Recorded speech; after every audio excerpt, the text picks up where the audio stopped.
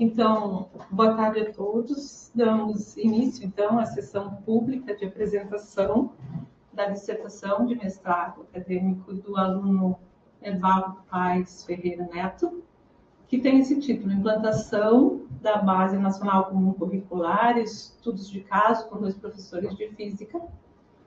A banca é constituída pela professora Francineide Armando Costa Santos, da Universidade Federal do Cariri, que nos ouve e nos vê aqui de forma online. Obrigada, Francineide, por aceitar. A professora Glaucia Helena Gross, que está presencialmente aqui, da Faculdade de Educação da URGS, como membro aqui da URGS.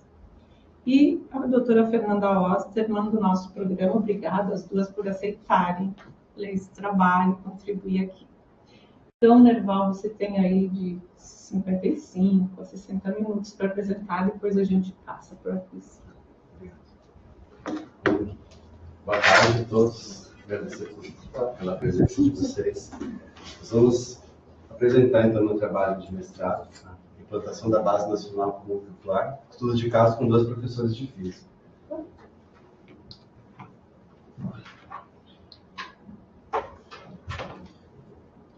Já travou aqui.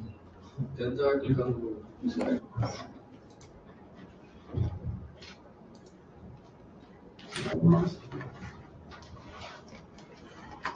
Então, assim, falar um pouquinho, introduzir os motivos do mestrado, né, desse tema, desse trabalho. Inicialmente, eu entrei no mestrado em 2021, e nesse momento todos nós passávamos pelo isolamento social, vindo da pandemia, e eu dava aula também na escola pública aqui de Porto Alegre. E aí o momento pedia, o que eu queria fazer era um projeto voltado para a pandemia, para o ensino à distância.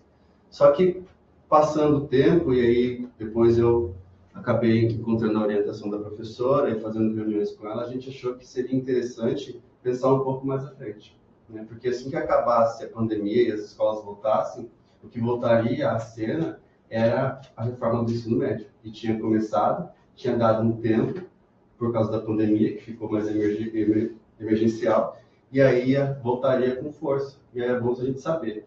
E o que a gente queria, na verdade, era saber das pessoas que iam ter que enfrentar isso na linha de frente, né? Que iam ter que implementar essa base.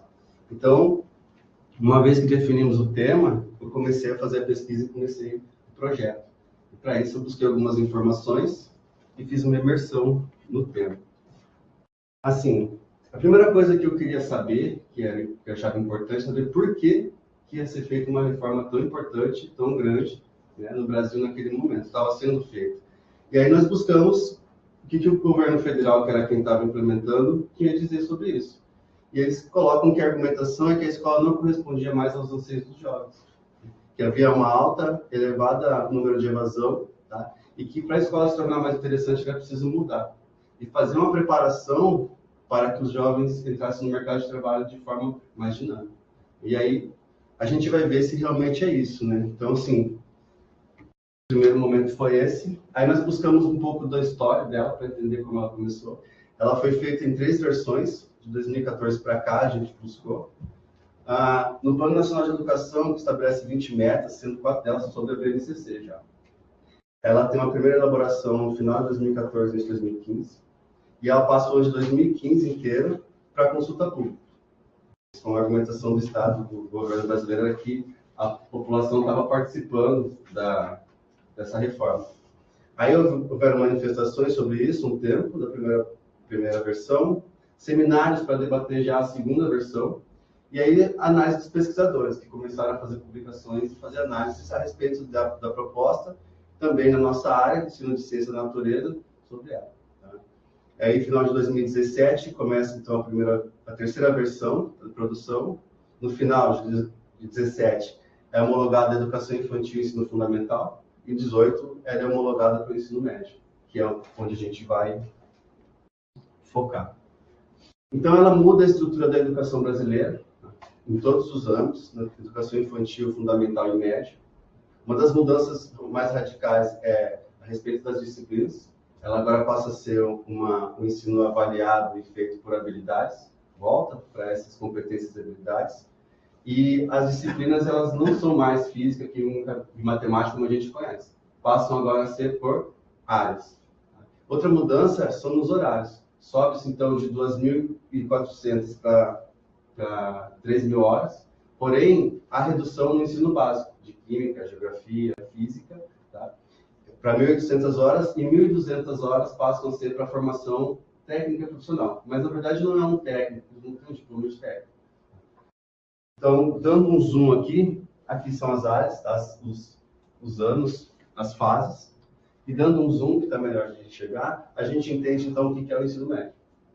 Então, no início do ensino médio, vai ter essas competências que são as áreas, que são ciências da natureza, no nosso caso, competências específicas de ciências da natureza e suas tecnologias. E aí, no primeiro ano, por exemplo, ainda tem aulas de física, química e biologia. Porém, depois, no segundo ano para frente, entram as habilidades das áreas. Há uma diminuição das disciplinas que a gente conhece, de educação básica, de ensino básico, e entram as habilidades que são o quê? Misturas de disciplinas. Então, quando você escolhe um itinerário, escolhe uma área para fazer, vai escolher uma dessas aqui, as outras vão sair. Então, você vai mergulhar em uma dessas habilidades até o final, onde aqui, vejam que não tem nada escrito, ali é porque, assim, fica a cargo dos estados e das escolas produzirem as últimas disciplinas que são chamadas de itinerários. Então, não tem nada porque não é para todo mundo. Cada escola e cada região vai produzir o seu, que é a parte voltada para a técnica profissional. Então, assim, ficou dividido a BNCC. Nessas habilidades diárias, voltar um pouquinho ali, por exemplo, na nossa área, na física, o que tem é, assim, diminuição da física, mas existem 2 horários para biomecânica, por exemplo, que o professor de física pode lecionar, ou de química ou de biologia. Então, não é mais física, né? Tem essa mistura. Então, assim, sai a física, mas entre disciplinas mescladas com outras disciplinas. E aí, como objetivo, nós temos apresentar um panorama dessa reforma, desses documentos, só que assim, por via ouvindo os professores de física. Então, a gente queria ouvir quem é que os professores de física têm a dizer da prática disso, né? Então, os documentos que vão balizar isso são a Base Nacional Comum Curricular e a Lei 13.415, de 2017, que vai pavimentar essa lei, que vai permitir que ela aconteça e vai dar a base legal para ela. Dividimos esse objetivo geral em 3 objetivos específicos. O primeiro, que é dar voz aos professores, né, para ver como é que acontece. A gente queria entender os pontos de vista, desafios, as resistências e os sentimentos que eles têm a respeito dessa base. A gente queria confrontar também isso com os achados da revisão da bibliografia. Então, fazer uma consulta da bibliografia existente a respeito da BNCC, dessa base, o que os especialistas tinham a dizer, estavam dizendo a respeito, se isso estava de acordo com o que os professores de física iam nos dizer. E depois fazer um confronto disso e ver o que estava certo e o que não. E, por último, tentar refletir sobre as expectativas que eles tinham sobre o futuro da física, do ensino de física, dentro dos pressupostos da BNCC. E aí, como questão de pesquisa, a gente colocou assim: como lidam com quais as impressões, percepções, desafios e sentimentos revelados através da escuta por esses profissionais, por articular e implementar a BNCC no novo ensino médio, em seu primeiro ano, que é o ano de 2023, que foi quando fomos a campo. Como fundamentação teórica, a gente escolheu Michel de Certeau e, mais precisamente, assim, a sua obra, A Invenção do Cotidiano, por ser uma obra de final, né, que já está mais amadurecida desde do que ele produziu academicamente. Certeau nasceu na França, no início do século XX. Algumas coisas que são importantes falar dele para a sua obra é que ele sobreviveu à invasão nazista à França, né, na Segunda Guerra Mundial, e isso o levou a querer entender as culturas, e ele andou, né, assim, por muitas disciplinas das áreas humanas. Então, todas essas que estão aqui, vocês podem ver, ele tem estudos ali, ele participou, ele entendeu, interagiu. E isso deu a ele o que a gente entende como a parte mais importante do trabalho dele, que é assim, ele não entende a cultura como sendo, por exemplo, uma cultura dominante. Não pode ser assim. Ele entende que as culturas são diversas e que todas têm o mesmo peso e devem ser analisadas da mesma forma. Então, essa visão que ele traz, ele vai trazer durante toda a obra dele. Tudo que ele fizer está relacionado com a escuta e as culturas. Então, assim, alguns conceitos que são importantes dele, que a gente vai trazer para o nosso trabalho, são, por exemplo, estratégias e táticas. Ele coloca que estratégias são visões ou ações bem pensadas, tá? Que visam resultados de longo prazo articulados com dividendos, feitos com calma. E ela é feita pelo poder instituído. Então, assim, a ideia dela é impor uma cultura oficial, um modo de viver uma ordem social vigente.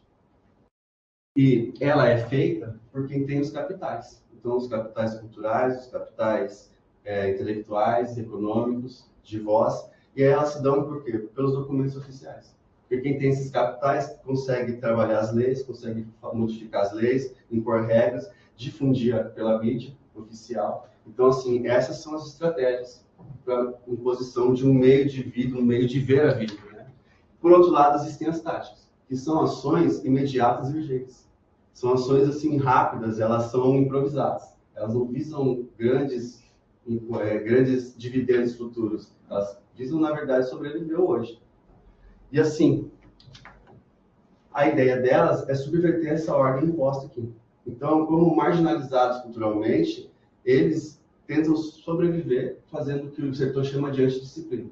Então, eles usam a bricolagem ou trabalham com as sucatas que esse lado aqui deixa, que esse lado não quer mais, né, descarta, e esse lado aqui vai pegar essas sucatas, com as suas táticas vai produzir uma nova cultura de sobrevivência, tá? Que ela não vai ser pela forma oficial, ela vai se dar pela linguagem não escrita, né? Pela linguagem oralizada, por dialetos, por manifestações culturais, por festas, por música, pelo comércio, mas não sempre tentando pegar o que tem de sucata daqui e subverter para produzir uma nova cultura, ou novas culturas, né?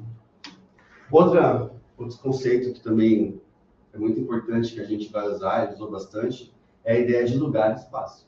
Para Certeau, o lugar é um ambiente físico destinado a uma utilidade, né? Sim, física. Então, uma rua, um prédio, uma praça, um órgão público, isso é um lugar. Como a escola também é um lugar. Então, a escola é um lugar de quê? Se pensar oficialmente, de aprendizagem, socialização, formação de cidadania e formação profissional. Já o espaço é o que se constrói no lugar. É o significado que se dá a esse lugar. Então, por exemplo, uma rua, digamos, é só uma rua. Mas se essa rua recebe as festas, os festejos, por exemplo, de um time de futebol ou de coisas que acontecem naquela cidade, ela passa a ter esse significado. A rua das festas e tal. Então, assim, só um exemplo. E aí a gente queria usar isso e achou importante porque as escolas são lugares parecidos, mas espaços totalmente diferentes. Então, a gente sabia que entrar em duas escolas, uma particular e uma pública, que seriam espaços distintos. Eu teria que entrar com essa visão. A metodologia que escolhemos foi a pesquisa qualitativa, pelo motivo de ela aprofundar o conhecimento. Nós tínhamos um campo com uma amostra pequena, 2 professores só, então a gente precisava saber o máximo desse campo, saber o máximo, tirar o máximo de informações, e para isso a gente tentou um estudo de caso, no modelo instrumental de Stake, tá? Porque ele valoriza a escuta, né, e auxilia a interpretação de dados mais gerais.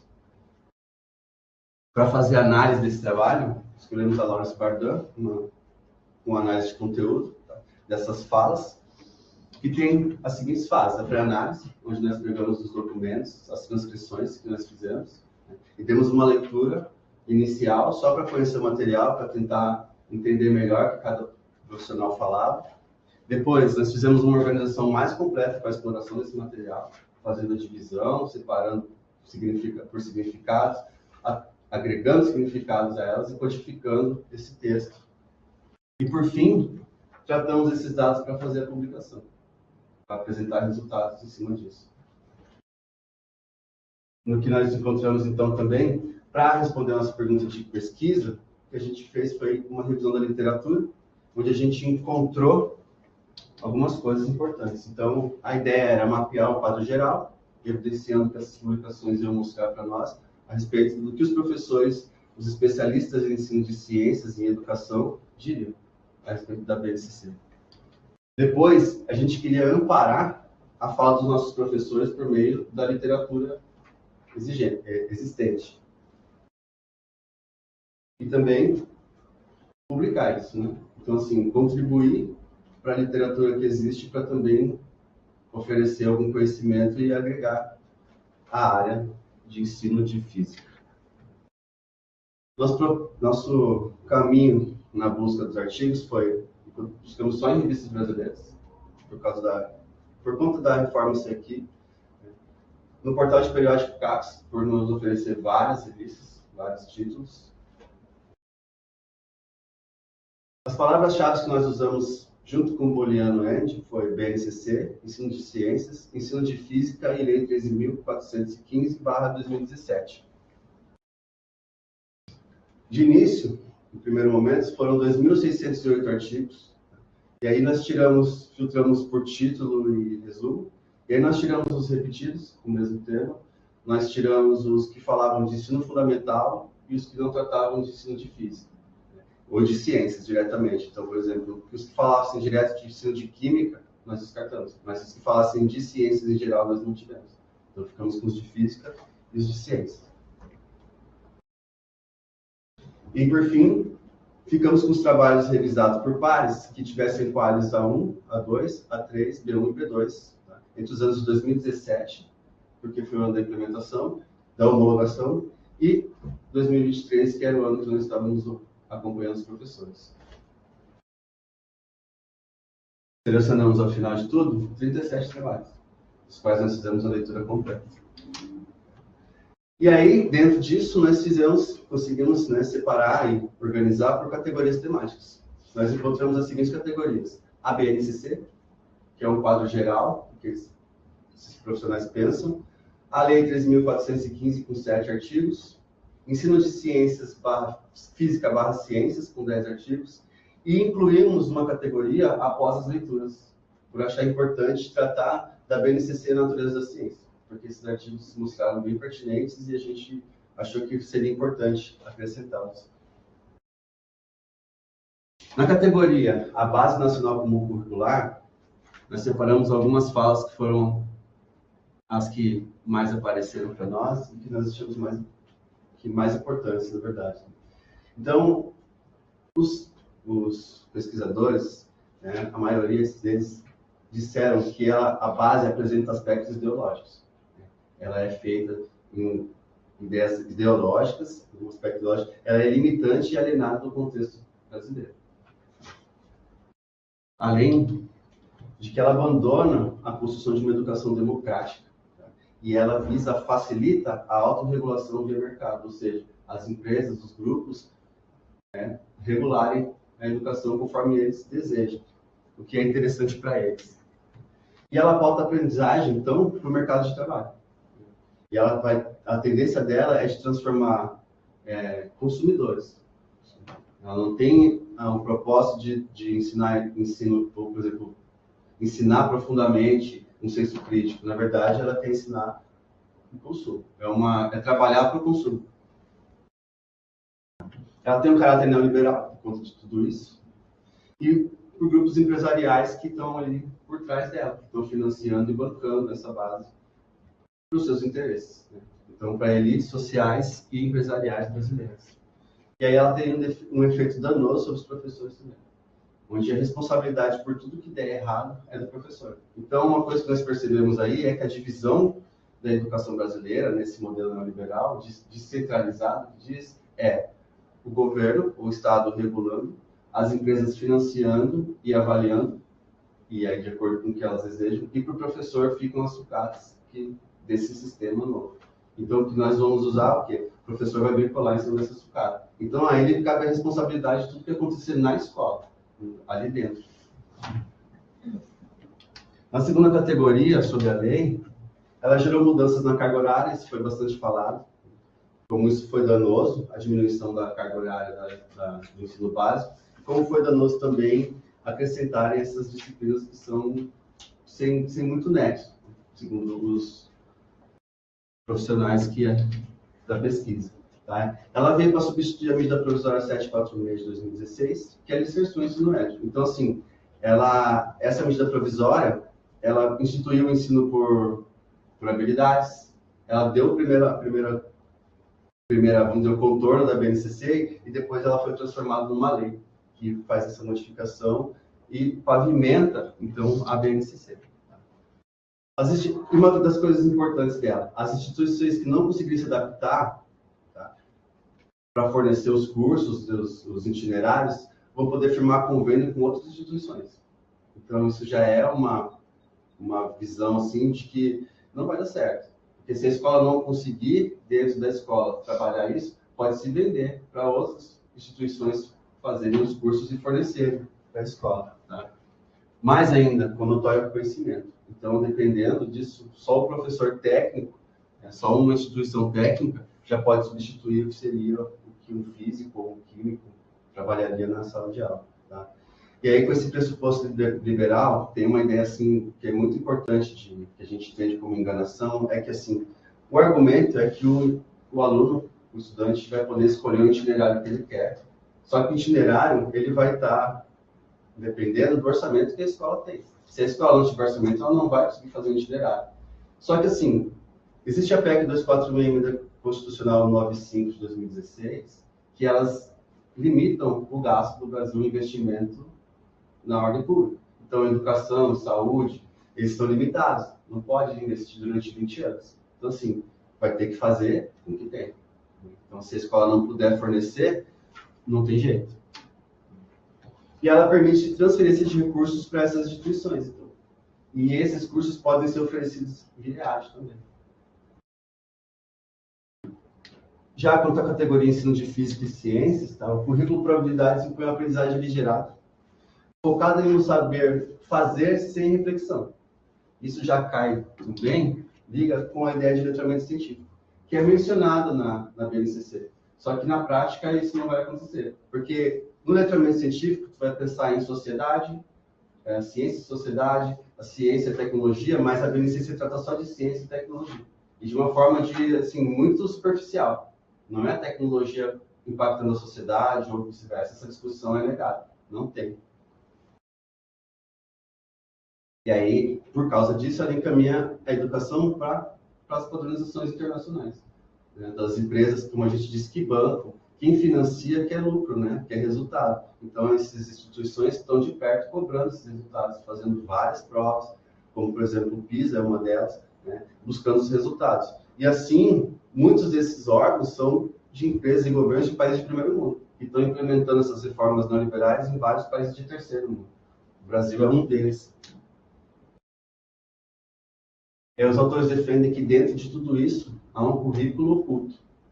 E o currículo oficial, ele ensina através das habilidades, através de tudo que a gente tem visto, das provas. Esse currículo oculto, ele vai buscar tudo que o aluno vê, ele aprende. Tudo que ele está vivendo, ele aprende. Então, quando ele enxerga uma escola sucateada, com más condições, sendo feita uma propaganda em cima do professor da escola, ele passa a entender que a escola e que o poder público é incompetente para gerir os principais institutos da vida dele. Os órgãos, por exemplo, a segurança, a saúde, a educação.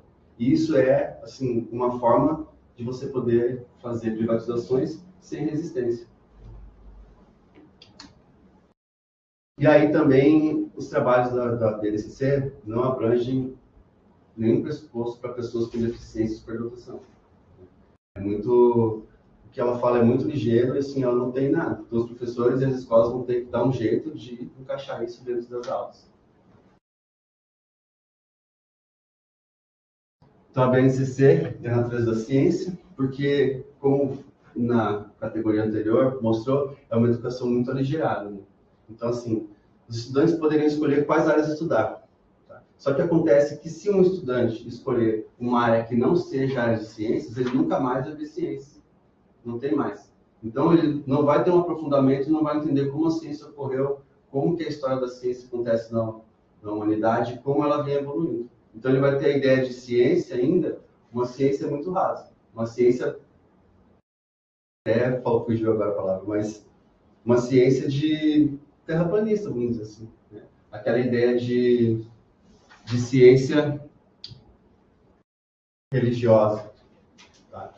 E aí, a falta de cuidado com estrutura e materiais didáticos, ou seja, os estados e municípios não têm cuidado em implementar história da ciência e filosofia da ciência nos seus materiais.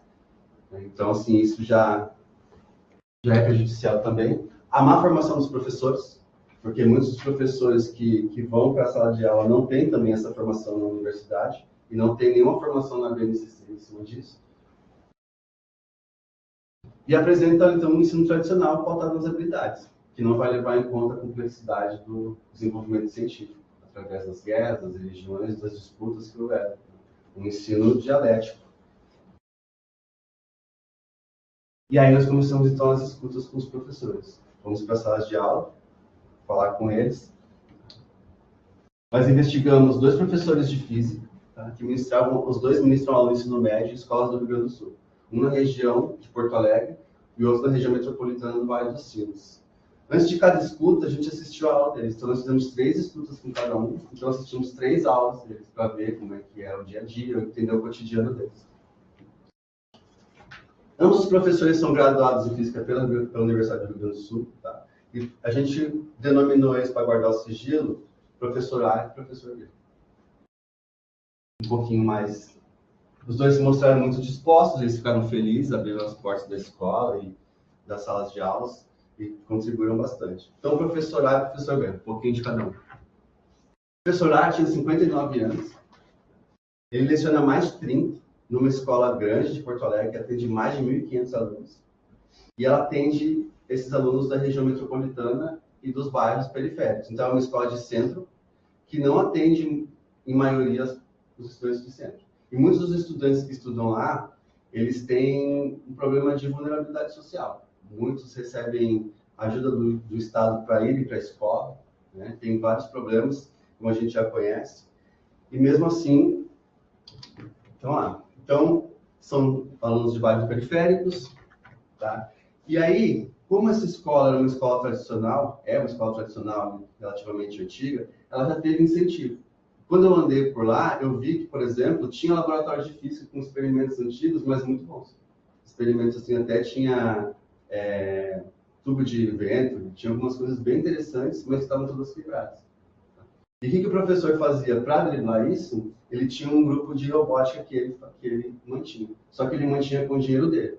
Ele conseguia eletrodomésticos quebrados, ele conseguia parceria com outros professores para manter esse grupo, um laboratório, um espaço doado pela escola, e que ele fazia assim, ele chamava os alunos para desmontarem esses eletrodomésticos, para conseguirem componentes eletrônicos. Ele conseguia as doações e consertava o que dava, e assim ele mantinha.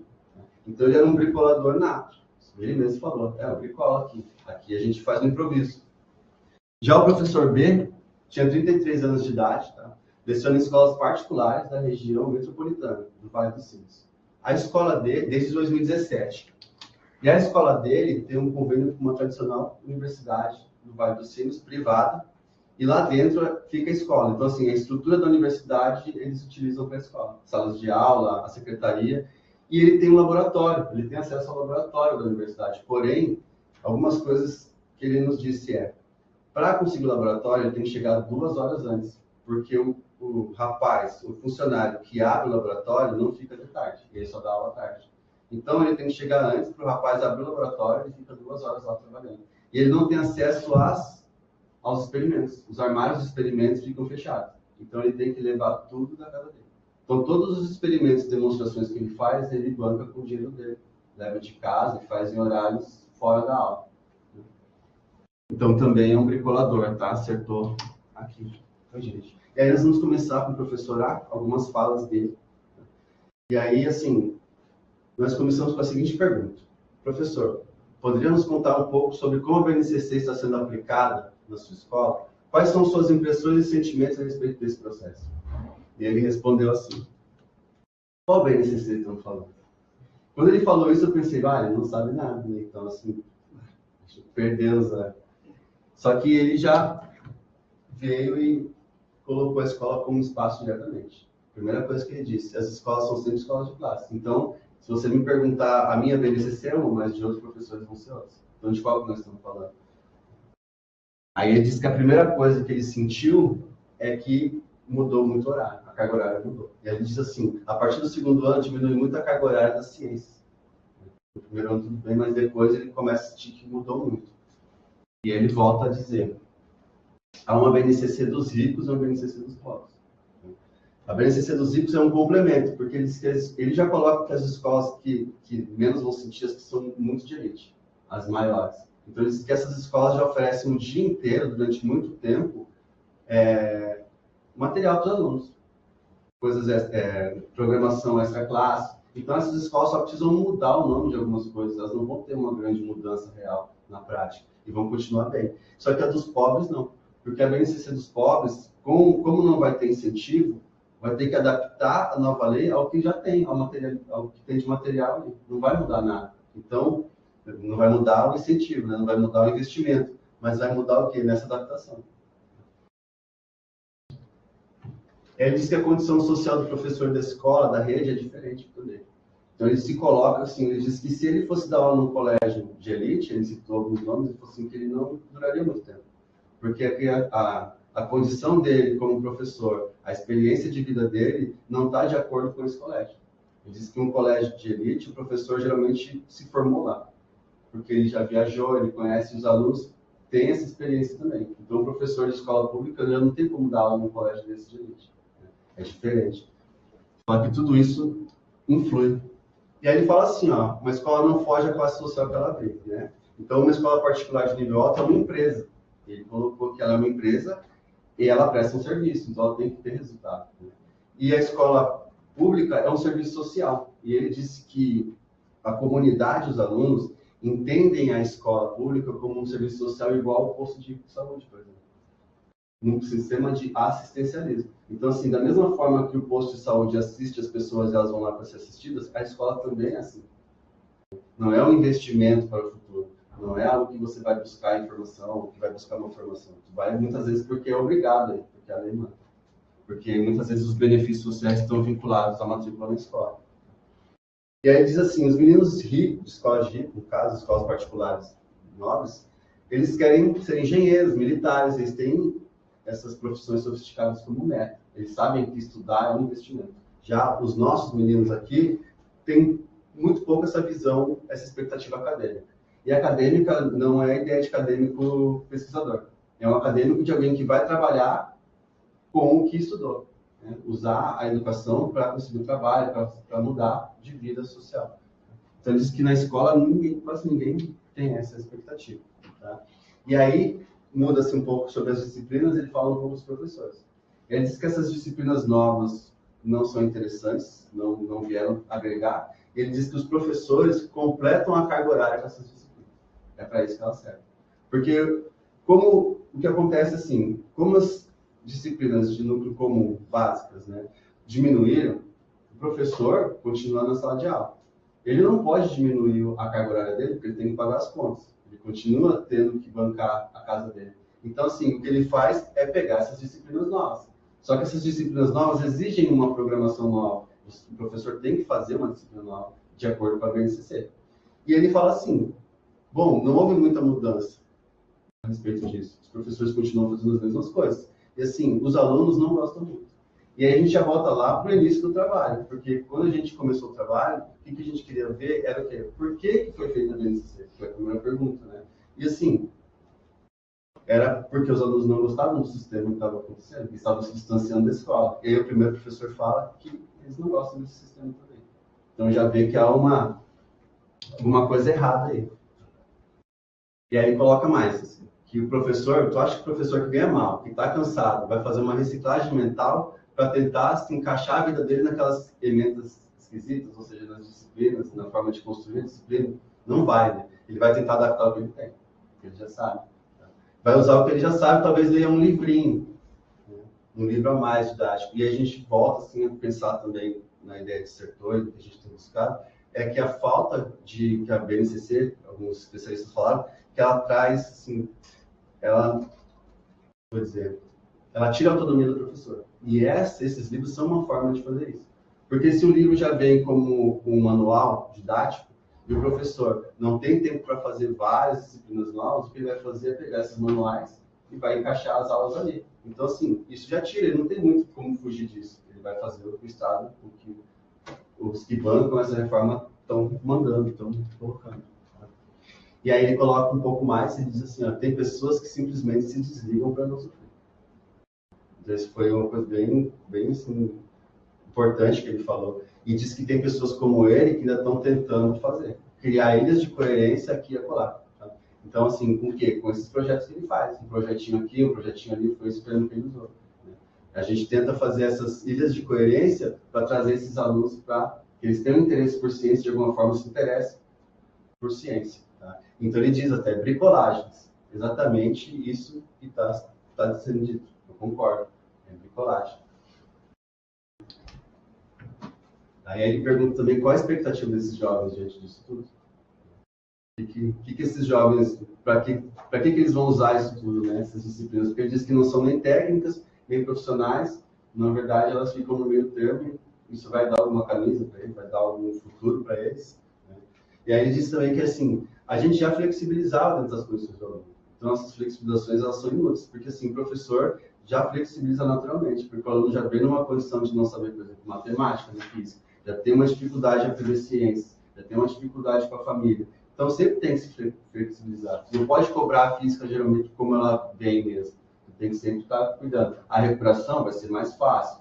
Você vai cuidar desse aluno. Ah, ele tem problemas de família, então ele não vem na escola. Então, já não vai cobrar tanto. Não vai reprovar esse aluno para não diminuir a autoestima dele. Então, assim, para quê? Para ele não abandonar a escola. Então, as flexibilizações já são dadas há muito tempo. Tá? E aí ele diz que em 20 anos nesse colégio, assim, ele tinha 4 horas de física por semana no início. E agora diminuiu para 2 e vai diminuir agora para 1. Então ele falou que diminuiu a ciência e o que se houve são generalidades no lugar. Nada que seja muito importante. E ele fala também que a escola não pode depender do voluntarismo. Porque o que ele tem reparado nos últimos anos é que a escola cada vez mais depende do voluntarismo dos professores e dos profissionais. Isso para nós ficou também meio que claro, remeteu àquela ideia que a gente colocou das divisões das obrigações de cada um. Né? O Estado vai cuidar de preparar as leis, de abrir os caminhos, as empresas vão fazer investimento e ao professor cabe a responsabilidade. Né? Então, assim, esse voluntarismo é o que? É manter a escola como dá, fazendo essas bricolagens, fazendo o que dá para poder o aluno não perder, não ir embora. E aí a gente pergunta para ele, mas o que o senhor acha para mudar, né? O senhor acha que tem que acabar? Ele falou assim, olha, não é difícil, é só parar, porque no Brasil as coisas são lúdicas, não são feitas a sério. E assim, a BNCC essa foi feita sem os pés na realidade. Então, assim, para mudar é só voltar, porque vai voltar, não vai tirar nada que seja importante. Né? E aí a gente coloca também, sem os pés na realidade, volta lá para isso, para o que a gente fez. O argumento do governo federal era de que a escola não estava batendo mais com a realidade do aluno. E o que ele fala agora é que essa reforma não, piorou. E a última coisa, ele pergunta como é que tu vai avaliar isso. Porque são várias disciplinas novas que não tem uma forma de avaliar. Ele disse que no Enem, no vestibular, a cobrança vai ser pelas disciplinas básicas, de base, normais. Não vai ter, por exemplo, ele disse até, tu não tem lá uma questão sobre projeto de vida no vestibular. Tu vai ter questões de física, química e matemática. E dentro da universidade também, o que vai ser cobrado é isso. Né? Vai ser cobrado química, física, matemática ou as disciplinas que tu for fazer no curso. Então, isso assim que não faz sentido. E aí nós passamos então para o professor B. O professor B, a coisa que foi mais marcante para nós foi que quando a gente assistia às aulas dele, ele estava meio impaciente, assim. Ele conversava com os alunos, ele se esquivava das perguntas, ele respondia muito rápido, ele tentava, assim, as brincadeiras, ele dava uma risada, mas se esquivava, sabe? Não perdia muito tempo com perguntas. E aí nós achamos que era porque ele não tinha tempo. Então, que ele queria vencer a matéria. E aí nós perguntamos para ele na conversa, e ele disse assim, hoje eu tenho menos de um terço dos períodos que eu tinha antes. Então, assim, daí dói muito ignorar essa questão. Geralmente, quem faz pergunta é porque está interessado, está querendo aprender. E eu não posso, né, perder mais tempo, senão eu não venço a disciplina, que está no cronograma. Aí ele disse que eu tenho que trabalhar habilidades, competências da BNCC, mas tenho que trabalhar com as habilidades socioemocionais e o PVP da escola. Né? E aí ele coloca assim, é muito pouco tempo para trabalhar tudo isso, e eles querem que eu dê toda a física do ensino médio, só isso, junto. Ele disse que não tinha como, porque era muito difícil. E aí uma coisa que ele coloca também, que é a respeito da responsabilização dos professores, né? Que a ideia é assim, ó, para os olhos da sociedade, o professor não trabalha tanto. Né? E ele conta para nós uma experiência dele, que quando ele trabalha segunda e terça na escola. E quando ele sai, os seguranças da escola falam, bom fim de semana, professor, brincando com ele, porque ele já está indo embora. E ele fala assim, não, eles estão certos, eles têm razão, porque eles só me vêm lá 2 dias. Mas eles não sabem que eu fico até tarde, a semana inteira, preenchendo formulário, corrigindo prova, fazendo parecer de aluno. Então, o meu trabalho está se tornando burocrático, cada vez mais e menos na sala de aula. E então ele coloca assim, ó, eu me sinto mal porque não tenho tempo e tenho que ignorar um monte de questão interessante que dá para trabalhar. E aí eu tenho que fazer tudo corrido. Então, novamente, ele coloca que o tempo dele diminuiu. Tá? E eu perguntei para ele, mas você acha que você é motivado pela BNCC? Ele falou 100% pela BNCC. Total, total. Porque até então eu dizia que eu quero dar aula para sempre, mas agora já não sei. Desculpa que eu passei um negócio importante. Tá bem negrito. Ele coloca aqui, ó, eu estou pensando em procurar outro emprego já. Fazer outra coisa. Então já é o primeiro momento que ele fala que quer desistir, já não está dando mais para ele. Essa mudança está deixando ele tão desanimado que já não sabe mais se quer dar aula. E aí nós perguntamos, mas motivado pela BNCC? Ele 100%. Porque não sei mais se eu quero dar aula. E ele diz que se sente infeliz com o que faz, a partir de agora. Né? Ele diz que escolheu dar aula porque deixava ele feliz, porque ele gostava de debater ideia com os alunos, gostava de conversar com os colegas, mas agora se torna cada vez mais um detalhe da aula, em prol, né? O que acontece? Ele tem só que trabalhar e fazer burocracia. Ele falou que está se tornando um burocrata. E outra coisa que ele revela para nós também é o medo, que ele diz assim, um dos motivos também é porque eu tenho medo de repente, como agora só vai precisar o professor ser formado na área e não ser físico, de repente eles me substituírem por um professor de uma outra área, porque ele é mais legal que eu. E aí ele vai revelando algo dele que, assim, a gente vê o professor que tem que cuidar das questões socioemocionais dos alunos, mas quem cuida das questões socioemocionais do professor, né?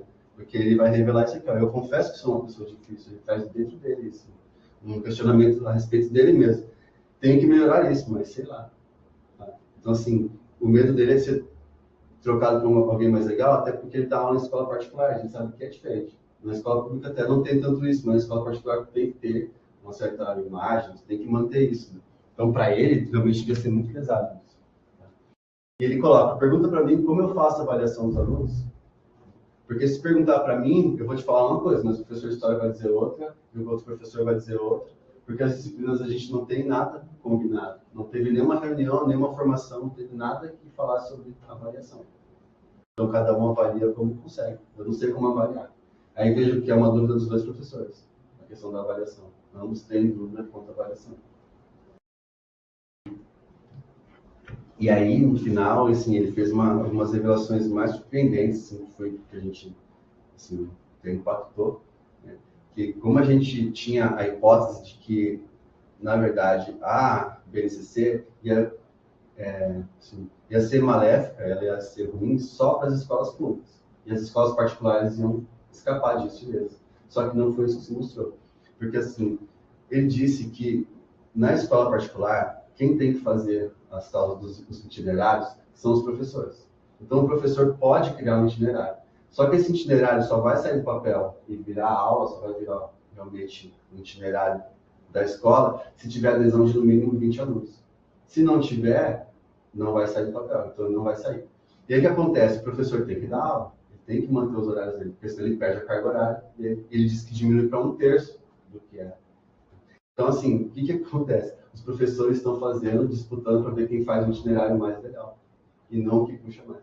E ele disse assim, eu tinha a intenção de fazer um itinerário de termodinâmica, por exemplo, mas se eu fizer um aprofundamento de termodinâmica, eu não vou ter nenhum aluno, porque ninguém vai querer. Talvez o nerd da turma falou, mas não mais que isso. 20 eu não consigo. E aí ele disse assim, então o que está acontecendo é que os professores estão disputando para ver quem é mais legal, quem vai conseguir mais alunos. E ele coloca um exemplo. Ele diz assim, ó, que tem um amigo dele que é professor de música, tá? Só que ele está dando aula de culinária. E aí ele falou assim, aí você me pergunta, fazer música com panela e tal? Ele disse, não, ele está ensinando a fazer miolo e ensinando a fazer bolinho. Porque você pode fazer isso na BNCC. Então, assim, ele precisa manter o salário dele. Ele disse, eu não vou julgar, como é que eu vou julgar? Ele precisa manter, né? O salário dele tem filho e tudo, mas é isso que está acontecendo. E aí isso nos impactou porque, de certa forma, a escola particular de classe média, que foi o que ele colocou, está sendo tão atingido ou até mais do que a escola pública. Agora, as escolas, ele disse, as escolas de rico, as escolas de elite, não, elas realmente não vão ser atingidas, vão passar ilesas. Mas as escolas de classe média, classe baixa, sim, particulares, essas vão ser atingidas e muito atingidas, de forma bem pesada. E aí coloca que isso cria rixa entre os professores, tá? Que vira um professor marqueteiro, tentando ser mais legal, e está gerando briga interna, tá? Para ver quem faz o itinerário mais divertido, como eu disse, e acaba fazendo o quê? Puxando a régua para baixo, diminuindo a qualidade do ensino desses estudantes das escolas. E aí no final, assim, que foi difícil, é que o professor pediu demissão. Então ele nos chama, depois ele entra em contato com a gente e fala que se quisesse conversar com ele mais um pouco, porque ele pediu demissão. E aí nós fomos lá na escola e conversamos com ele e eles estavam todos muito tristes. Os alunos dele gostavam muito dele, ficaram muito tristes, assim, pediram para ele ficar e tudo, assim, brincaram, mas ele falou que estava decidido, que ele não sabia o que ia ser dali para frente, mas que ele sabia que não seria mais professor enquanto a BNCC estivesse acontecendo. E aí a coordenadora, todo mundo pediu assim, não dá. Eu fico muito chateado, mas vou seguir minha vida. E aí alguns apontamentos em comum entre esses professores. Ambos os dois reclamaram da carga horária, da redução, bem como os especialistas também reclamaram disso. Ambos tiveram um aumento considerável dos afazeres burocráticos, diminuíram o tempo com os alunos e aumentou o tempo burocrático deles de fazer parecer, de preparar a BNCC alto. Uma insatisfação com essas disciplinas novas das trilhas de conhecimentos itinerários. Disseram que elas não ajudam, que elas são confusas, que é difícil de trabalhar. E dúvidas no processo avaliativo, isso foi bem importante, porque eles mostraram muita insatisfação e muita dúvida como avaliar esses estudantes.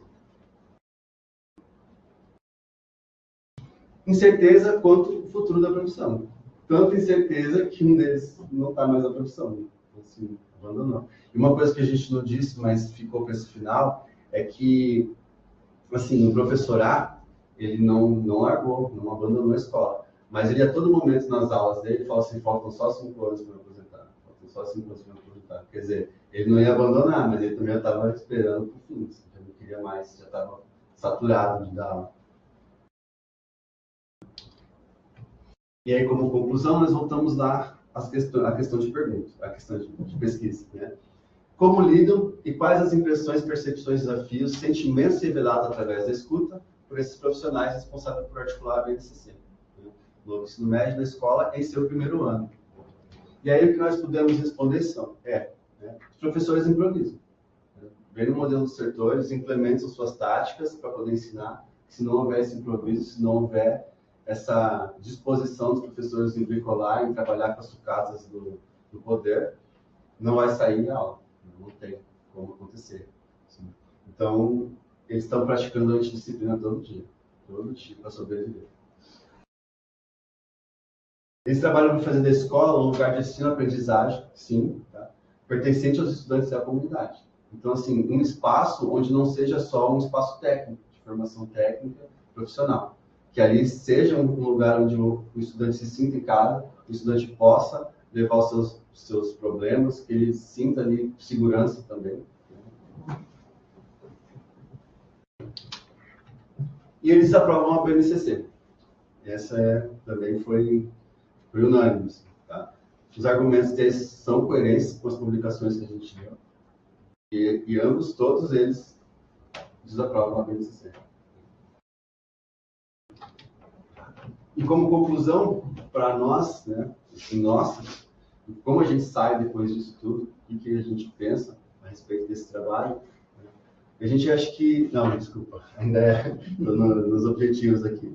Então, assim, a gente acredita que atingir os objetivos geral e parciais.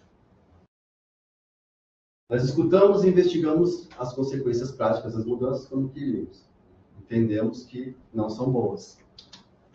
Nós confrontamos os achados com os especialistas e vimos que estão de acordo. Os professores falam a mesma coisa que os especialistas, os pesquisadores. E mapear e refletir as expectativas desses professores, como dito, nós conseguimos e vimos que, infelizmente, não é das melhores. Um deles nem tem expectativa mais. E aí, sim, tá? O que esse estudo nos fez acreditar, como a gente saiu depois dele, a BNCC não vai melhorar a vida do estudante. Ela não vai fazer isso como ela se propõe lá no início, que a gente viu. Não vai acontecer, o estudante não gostou, não está gostando, e ela está atrapalhando a vida de quem está trabalhando na escola. Ela vai aumentar o trabalho dos professores sem remunerá-los por isso. Então, assim, vai dar mais trabalho para quem já está atarefado, ou seja, a ideia, a gente entende que isso vai diminuir a qualidade ainda mais, e vai tirar o professor da escola. E a BNCC faz parte de uma estratégia para a manutenção do poder dos grupos de elite. Isso a gente também acabou percebendo mais pela leitura, pela parte teórica dos especialistas, se bem que os professores contribuíram e que eles falaram batiam totalmente, mas essa ideia vem mais das leituras, né? Desses poderes de elite das empresas que estão financiando a BNCC, dos grupos que estão bancando e estão cobrando e estão fazendo as avaliações. Tem um objetivo com essa reforma. O objetivo não é ensinar o estudante a pensar, não é ensinar o estudante a ter uma liberdade filosófica. E os professores usam táticas para ensinar e manter a escola como espaço democrático, todos os dias. Manter a cultura da escola como escola do aluno, escola da comunidade. Isso a gente achou e reforçou para nós, assim, que isso é realmente muito importante e até muito bonito, na verdade. O professor tem um quê de doação, ele se doa para fazer isso. Acho que